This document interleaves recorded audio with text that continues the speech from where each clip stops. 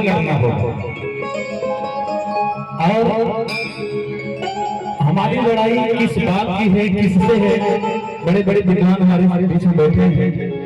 मैं सबको प्रणाम करता हूँ, सादर नहीं करता हूँ। भैया थोड़ा सा, दरअसल गाने वाले बहुत सारे साथी हमारे हैं, मैं एक ही लाइन गाऊंगा। और दरअसल जो भीम मेरा नंबर 1 गीत आप लोग सुनते हैं 2019 में अमर उजाला पेपर में पेपर आउट होता है कि बोध सत्य डॉक्टर बाबा साहब भीमराव अम्बेडकर की जयंती 197 देशों में मनाई गई। जैसे भी दीवाना भैया कह रहे थे, मैं संवैधानिक बात करता हूँ। तो जब पेपर में आया कि बाबा साहब की जयंती 197 देशों में मनाई गई, तो वो गीत मैंने लिखा था, ढूंढ लो सारा जहान भीम मेरा। तो दरअसल मैं उस गीत का गायक नहीं, लेखक हूँ। हालांकि गायक मैं हूँ, लेकिन मैं उस गीत का लेखक हूँ।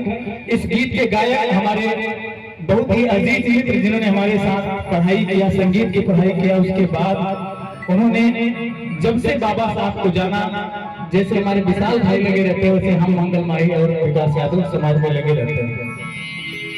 तो वो भी अभी आपके बीच गाएंगे, वो गीत सुनाएंगे। लेकिन उसके पहले आप सभी को बताना चाहूंगा कि भारत में 2 संस्कृतियों की लड़ाई छिड़ी है। दीवाना भैया, यहाँ 2 विचारधारा की लड़ाई है। एक तरफ आपको कलम थमाया जा रहा है, दूसरी तरफ आपको तलवार दे करके कहा जा रहा है कि हिंदू धर्म खतरे में है।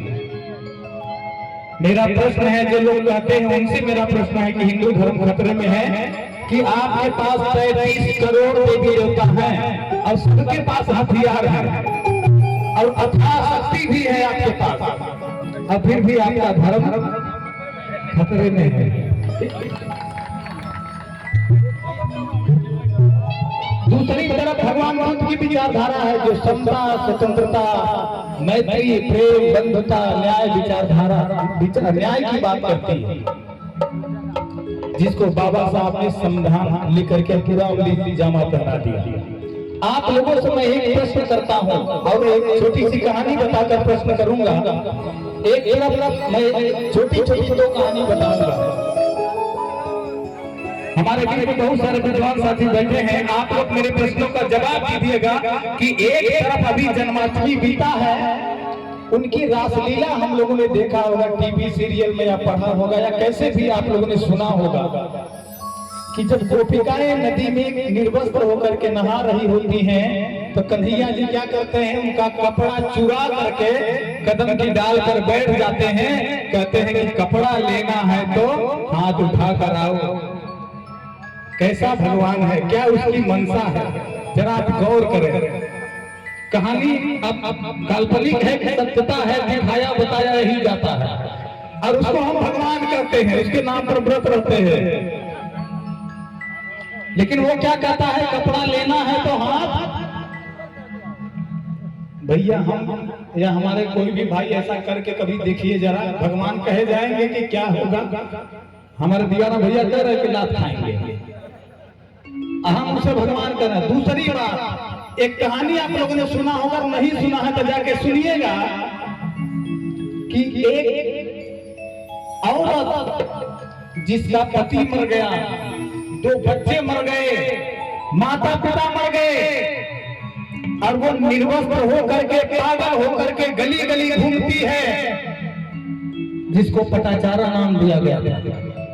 वो महिला निर्वस्त्र होकर गली गली घूमती है। किसी भिक्षु ने देखा और उसने कहा, भगवान बुद्ध से जाकर कहा, हे भगवान, हे बुद्ध, कोई महिला है, निर्वस्त्र है और हमारे संघ की तरफ आ रही है। भगवान बुद्ध ने जो जवाब दिया, सुन करके रोंगटे खड़े हो जाते हैं। कहते हैं, जाओ उस बहन को बुलाओ, उसके शरीर को ढको, उसके शरीर को ढको, उससे पूछो उसकी क्या वेदना है, उसकी क्या पीड़ा है। अब मेरा प्रश्न आपसे है कि आपको कपड़ा पहनाने वाला भगवान चाहिए कि कपड़ा निकालने वाला भगवान चाहिए?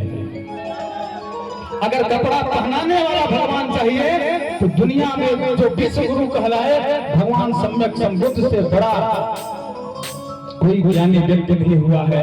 अगर हम आज भी जिसका नाम विदेश में जाकर के, देश के बाहर जाकर के हमारे प्रधानमंत्री, मुख्यमंत्री, देश के अदानी अंबानी जैसे लोग कहते हैं कि हम बुद्ध की धरती से आए हैं, भगवान बुद्ध के इस धर्म को समझना होगा साथियों। तो बहुत कुछ मैं नहीं कहूंगा, लेकिन आज मैं सपना बौद्ध और विशाल गाजीपुर को आश्वासन देता हूं कि ये मंच नहीं, गांव-गांव जो आप कैडर कर रहे हैं, जो मीटिंग कर रहे हैं, विकास यादव उसमें आपका साथ देने के लिए तैयार है, क्योंकि साथियों मरना एक ही बात है। तो आइए मैं गीत सुनाऊंगा, एक छोटे से गीत 6-7 महीने